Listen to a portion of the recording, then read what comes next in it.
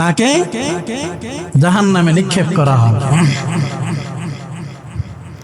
হাসরের মাঠে নবী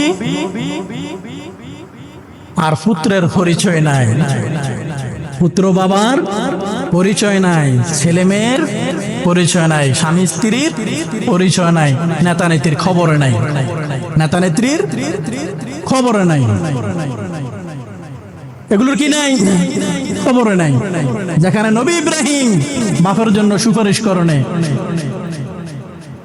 বাবা আজরকে আল্লাহ জাহান্নামে দিবে, এই জন্য তাকে শুয়োর বানিয়ে এক কাদার মধ্যে মিশ্রিত করে তাকে জাহান্নামে নিক্ষেপ করবে। يوم يفر المرء من أخيه وأمه وأبيه وصاحبته وبنيه